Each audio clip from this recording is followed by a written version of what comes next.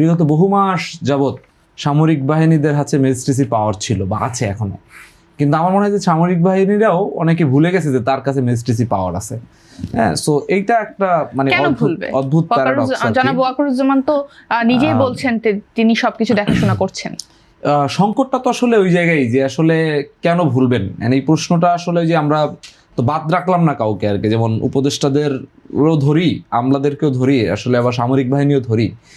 আসলে ধরতে ধরতে আসলে কেউ বাদ থাকে না। কার কাছে যে প্রশ্নটা, কিন্তু বাস্তবতা হচ্ছে যে আসলে মাঠ পর্যায়ে সেভাবে ওয়ার্ক করছে না। সামরিক বাহিনী যদি ঠিকমতো ওয়ার্ক করে তাহলে ইলেকশন মানে যদি মাত্র বাংলাদেশের শুধুমাত্র সেনাবাহিনীও যদি নিরপেক্ষভাবে ইলেকশনের দিন মাঠে দাঁড়ায় থাকে, তাহলে আপনি বিশ্বাস রাখেন ইলেকশনে তেমন বেশি হেরফের করা বাংলাদেশে কোনো রাজনৈতিক দলের পক্ষে সম্ভব না।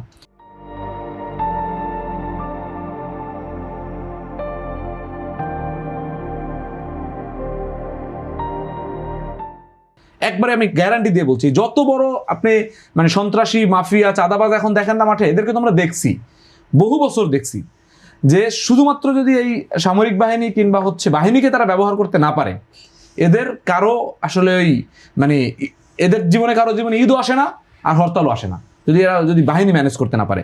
আবার ওই যে আমাদের গণ অভ্যুত্থান করতে করতে এমন একটা জায়গায় আমরা নিয়ে গেছি, হাসিনাও যখন বাহিনী যখন চুপ হয়ে গেছে, হাসিনা একবারে মানে পট্টিপাট্টা নিয়ে দিল্লি পালাই গেছে। তো বাংলাদেশের রাজনীতিবিদরা যারাই যা বলে, এরা হচ্ছে ওই মানে পিছন থেকে ক্ষমতা, হেলমেট, অস্ত্র এগুলো ব্যবহার করে, পুলিশ প্রশাসনকে ব্যবহার করে, মানে ন্যাক্কারজনকভাবে এদেরকে ইনভলভ করে এই ব্যবহারটা করে। কিন্তু যদি শুধুমাত্র আমি বিশ্বাস করি যে প্রশাসন যদি একটু নিরপেক্ষ থাকে, তাহলে বাংলাদেশের মানুষ যেখানে চাইবে সেখানে ভোট দিতে পারবে, যাকে চাইবে তাকে নির্বাচিত করতে পারবে। আমি একটা কথা একটু ভাইয়ের সাথে মানে ভাইয়ের অ্যাকনলেজ করতে চাই, ভাইয়ের একটা কথা, সেটা হচ্ছে যে জুলাই বিপ্লবের পরে আমাদের অনেক মানে আত্মসমালোচনা করার জায়গা আছে এবং ভুলও আছে।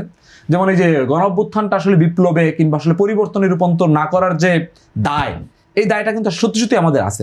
যেমন দেখেন এই দায়টা আমাদের আছে, এবং আমরা আসলে কেন এই দায়টা মানে এই ফাঁদে পড়লাম।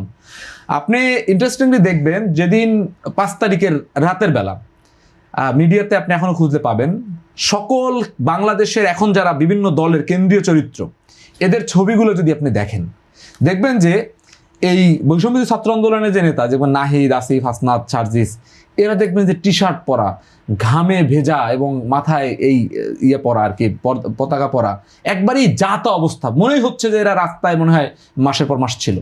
বাকি রাজনৈতিক দলগুলোর নেতৃবৃন্দ দেখবেন যে শার্টটা আয়রন করা এবং পাঞ্জাবিটা আয়রন করা, হ্যাঁ, এবং পাজামাটা থেকে আয়রনের ভাঁজটা পর্যন্ত এদিক ওদিক হয় না।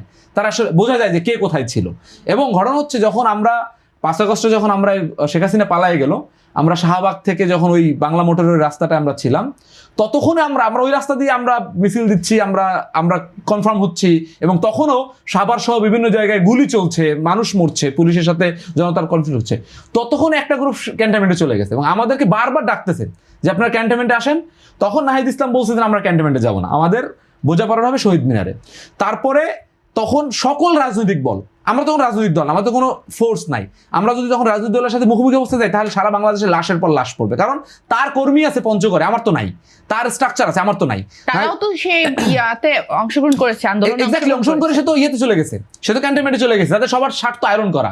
আর আমাদের ছেলেপেলেরা তখন রাস্তায় বাংলা মাঠে মিছিল দিচ্ছে, সবাই রিক্সায়, তখন মাইক হাতে। তখন আইসে বলছে যে আমরা ইয়েতে ক্যান্টনমেন্টে যাবো না। তখন ওখান থেকে নেগোসিয়েশন হচ্ছে, একটা গ্রুপ ক্যান্টনমেন্টে, আমরা তখন বাংলা মোটরে নেগোসিয়েশন হচ্ছে। আমাদের গ্রুপটা গেল এই চ্যানেল 24-এর পিছনে গিয়ে একটা সংবাদ সম্মেলন করলো, ওখানে তুমি 3:30 সংবাদ করছে।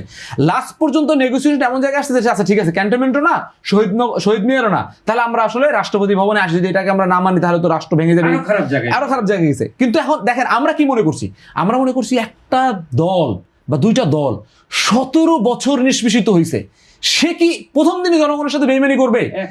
আমরা তো এটা বিশ্বাসই করতে পারি না। কারণ আমরা তো দেখেন, আমি বিএনপি করি না, কিন্তু আমি 28 অক্টোবর 10 ডিসেম্বর বিএনপির আন্দোলনে পল্টনে গেছি। এই আমাদের ছেলেপেলেরা বিএনপির আন্দোলনে বিএনপির পক্ষে লিখে জেল খাটছে। তা আমরা তো তাদের আন্দোলনটাকে ওন করি। আমরা মনে করছি যে এরা তো কোনোভাবেই অন্তত যাই হোক এই গণঅভ্যুত্থানের সাথে বেইমানি করতে পারবে না, প্রথম দিন তো করবে না।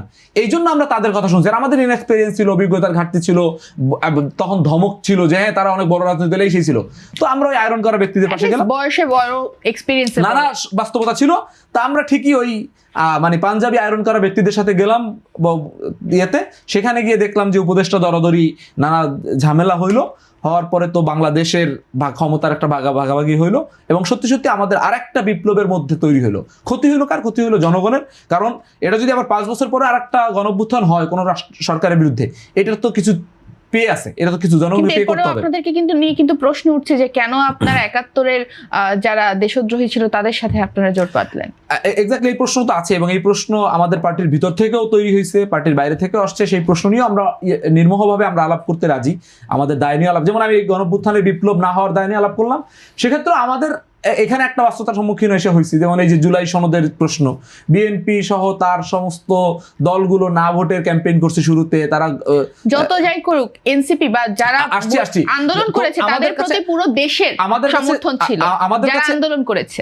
এক্স্যাক্টলি, আমাদের কাছে তখন এসে মনে হয়েছে যে স্ট্রাকচার এবং জুলাইয়ের যদি হয় যে এমন ফাঁদে যদি আমরা পড়ে যাই যে দেখা গেল যে এস্টাবলিশড 2-3টা দল মিলে না ভোটই পাশ করে ফেললো, কিংবা জুলাইকে তারা অস্বীকার করলো, তখন আমাদের জুলাইকে অস্বীকার করার কোনো অবস্থা বহু ছিল। মানে আপনি এটা জানেন, এখনো যদি কেউ জুলাইকে অস্বীকার করে এখনো আরেকটা বিপ্লব হবে।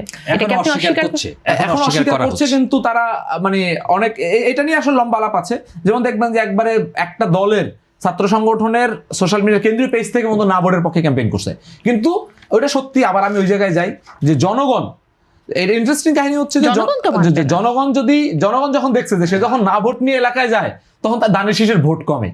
তখন কি হয়েছে? তখন আবার তাদের প্রধানদের বলতে বাধ্য হয়েছে যে আমরা গণভোটে হ্যাঁ দিব। তো এটা একটা ইন্টারেস্টিং প্যারাডক্স। এই প্যারাডক্সের মধ্যে আমি যেটা মনে করি আমাদের দলীয় অবস্থান জায়গা থেকে, যে আমরা একাধিক ভুল করছি, আমরা হয়তো সামনে আরো ভুল করব কিংবা ভুলের মধ্যে, কিন্তু আমি যেটা পজিশনটা এক্সক্লুসিভলি আমি যে কারণে এখনো দলটা করতেছি কিংবা জুলাইয়ের এই জন্য রাজনীতি করছি, সেটা হচ্ছে আমি এই ভুল থেকে শিখে আগামীকালকে আমি নতুন রাজনীতি করার জন্য প্রস্তুত। যদি আমি দেখি ওই সম্ভাবনা নাই, আমি আগামীকালকে আমার দল ছেড়ে দেওয়ার মতো মানসিকতা রাখি। কিন্তু আমাদের আসলে এই লড়াইটা করতে হবে। এই লড়াইয়ের জন্য আমরা এলাই খুঁজছি, আমরা খড়কুটা খুঁজছি, আমরা হয়তো কলা গাছ ভেবে কোনো কুটাকে আমরা ধরছি, ধরে আবার হয়তো এটাকে আমাদের ছেড়ে দিতে হবে, তাদের বিরুদ্ধে তো আমাদের আন্দোলন করতে হবে। কিন্তু এটা একটা চলমান প্রক্রিয়া, এই লড়াই সংগ্রামটা চলবে। আমি একবারে অনিয়ারে খোলামেলা ভাবে আমি আলাপ করলাম।